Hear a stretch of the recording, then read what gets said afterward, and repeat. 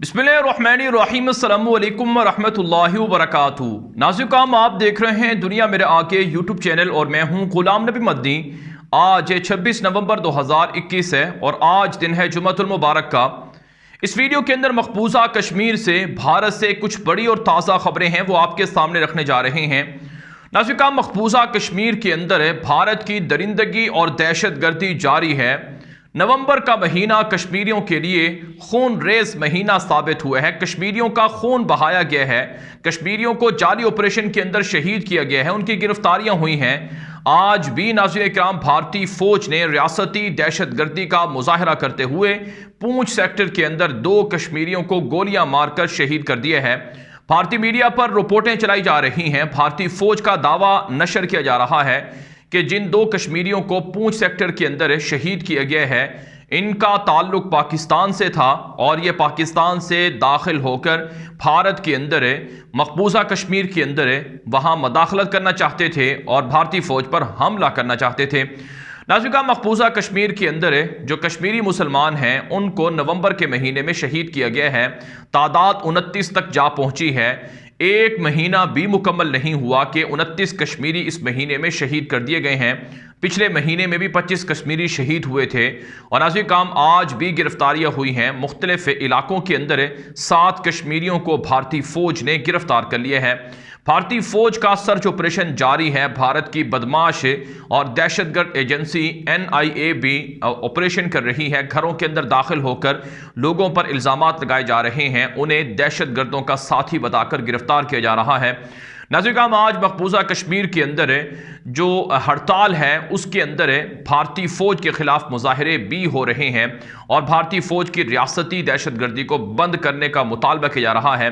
पिछले जुमे भी शटरडाउन हड़ताल थी और आज भी शटरडाउन हड़ताल है, जिससे कश्मीर की आवाम भी मुश्किलात का सामना करती हैं, कश्मीर की इकॉनमी का भी लॉस होता है और भारतीय फ़ौज के ख़िलाफ़ मज़ालिम को रुकवाने के लिए ये हड़तालें होती हैं।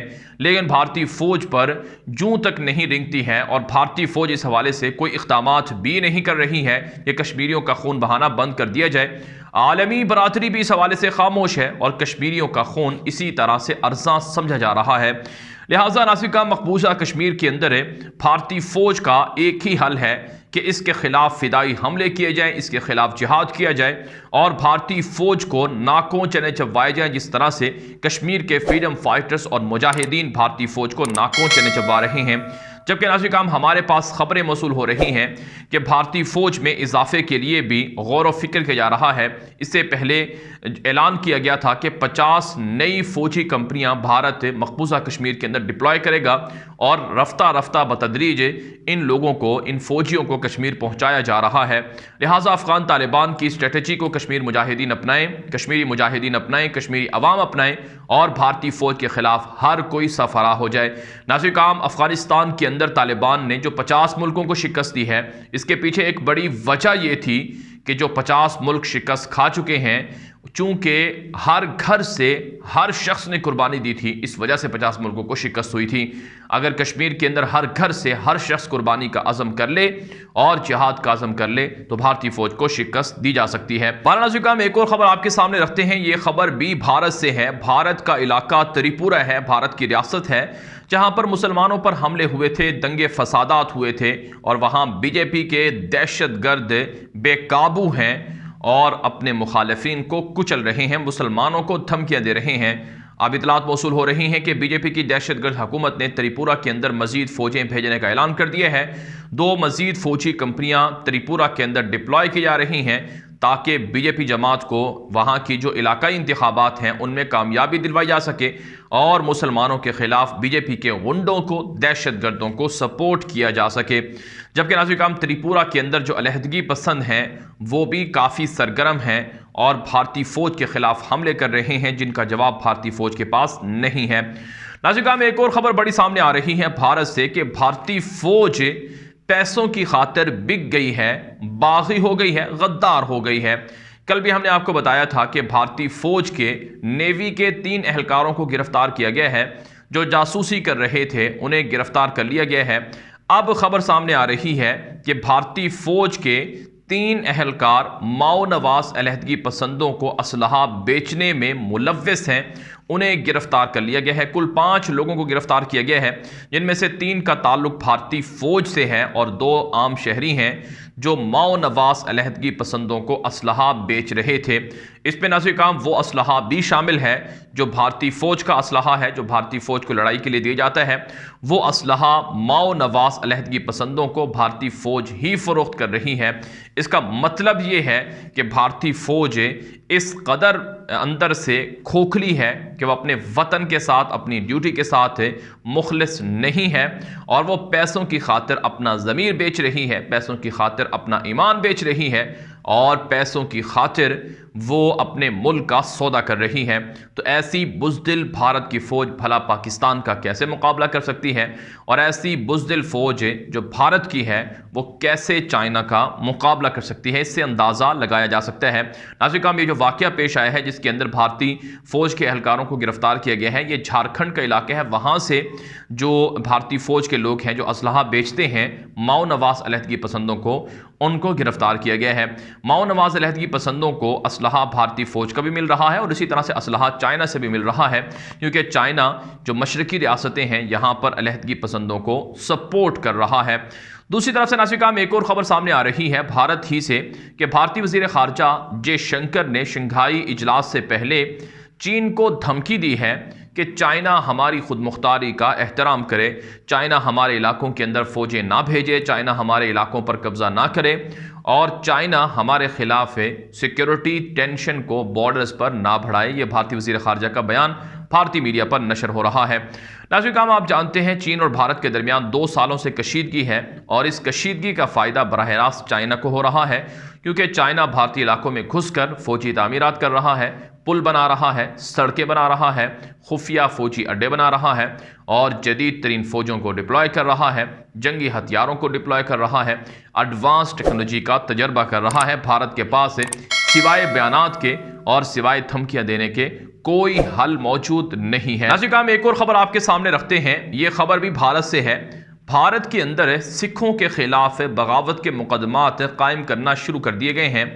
भारत की दहशतगर्द बीजेपी की हुकूमत ने सिखों पर बहुत से मजालिम किए हैं और सिखों को मुसलमानों की तरह अपना दुश्मन डिक्लेयर करके उनके खिलाफ काले कवानीन भी बनाए गए।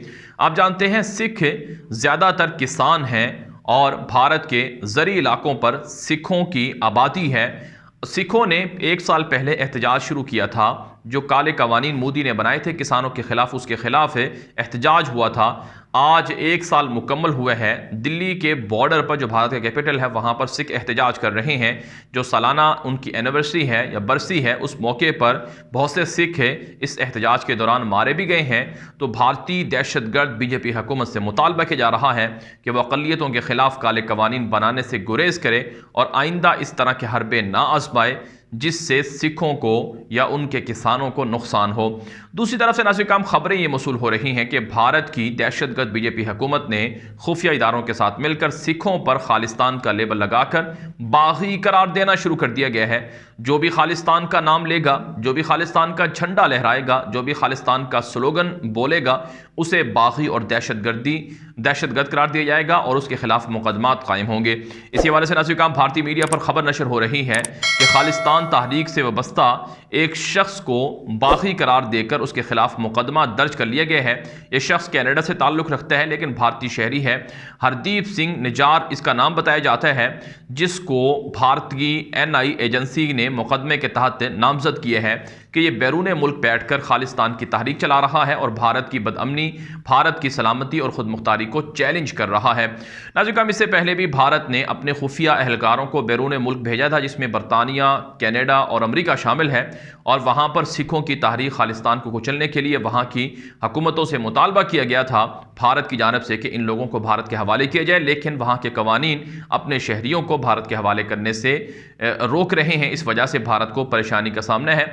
सिख दुनिया भर के अंदर खालिस्तान रेफरेंडम शुरू किए हुए हैं और सिखों ने कामयाबी से खालिस्तान रेफरेंडम को अमली तौर पर चलाया है और पूरी दुनिया के अंदर सिखों की आज़ादी के हवाले से जो राय आम में है वो हमवार हो रही है और भारत इस हवाले से काफ़ी हजीमत का और परेशानी का सामना कर रहा है। नाज़रीन, एक और खबर सामने आ रही है। ये खबर भी भारत से है और मकबूजा कश्मीर से है। नाज़रीन, भारत के अंदर शरह पैदाइश कम हो गई है क्योंकि भारत की आबादी 1 अरब 30 करोड़ से जायद बताई जाती है। मोदी दहशतगर्द की हुकूमत ने आकर आबादी को रोकने के लिए मुख्तलिफ हरबे इस्तेमाल किए हैं। बिलखुसूस कश्मीर के अंदर मुसलमानों की आबादी रोकने के लिए शरह पैदाइश को जानबूझकर कम करवाया गया है। जो ताज़ा आदाद शुमार जारी हो रहे हैं, इनके मुताबिक सबसे ज़्यादा जो कम बच्चे पैदा होने की शरह है वो मकबूजा कश्मीर के अंदर रिकॉर्ड की गई है। मकबूजा कश्मीर के अंदर पिछले 1 साल में 6% जो बर्थ रेशो है वो कम हुआ है। नाज़रीन, मकबूजा कश्मीर के अंदर औसतन एक ख़ानदान को या एक मियाँ बीवी या जोड़े को 1.5 बच्चा यानी उनकी पैदाइश हो रही है। औसतन 1.5 बच्चे की पैदाइश रिकॉर्ड की गई है, जिसका मतलब यह है कि कश्मीर की आबादी को कम करने के लिए मोदी दहशतगर्द की हुकूमत सबसे ज़्यादा फोकस कश्मीर के नौजवानों पर और कश्मीर के शादीशुदा जोड़ों पर किए हुए है। नाज़रीन, फ़लस्तीन के अंदर अगर आप देखें तो वहाँ औसतन हर ख़ानदान को या हर जोड़े को वहाँ पर 3 से 4 या 5 बच्चे पैदा करते हैं और वहाँ की बर्थ रेशो ज़्यादा है और ये ज़्यादा होनी चाहिए, क्योंकि अगर कम होगी तो फिर हिंदुओं के ख़िलाफ़ कश्मीरी मुसलमान जो आज़ादी की जंग है वो नहीं जीत सकेंगे। रसूल अकरम सल्लल्लाहु अलैहि वसल्लम का वाज़ेह इरशाद मौजूद है कि क़यामत के दिन मैं अपनी उम्मत की कसरत पर फ़ख्र महसूस करूँगा, लिहाजा जो आबादी को घटाने के मंसूबे हैं इसके खिलाफ लड़ना चाहिए और जो हरबे इस्तेमाल किए जा रहे हैं उन हरबों के खिलाफ जागना चाहिए। कश्मीरी लोगों को समझना चाहिए कि ये जो प्रोपेगेंडा दुनिया के अंदर फैलाया गया है कि आबादी के बढ़ने से खुराक की किल्लत होगी, आबादी के बढ़ने से वसाइल कम हो जाएंगे, ये महज दुनिया का प्रोपेगेंडा है। नाज़रीन, इससे पहले मैं अपनी वीडियोज़ के अंदर आपको ये बात बता चुका हूँ कि दुनिया की आबादी 7 अरब से भी जायद है और इस वक्त सहयूनी ताकतों की, दज्जाली ताकतों की और खुफिया ताकतों की ये साजिश और मंसूबे हैं कि किसी तरह से दुनिया की आबादी 1 से 3 अरब के दरमियान हो जाए, यानी 4 अरब लोगों को मार दिया जाए। इसी मकसद के लिए मुख्तलिफ तरह के जो बीमारियां हैं वो लाई जा रही हैं, मुख्तलिफ तरह के जो हथकंडे हैं वो आजमाए जा रहे हैं, जैसा कि कोरोना को आप देख लें या बाकी चीज़ों को आप देख लें। लिहाजा मुसलमानों को इस हवाले से जागते रहना चाहिए, बेदार रहना चाहिए।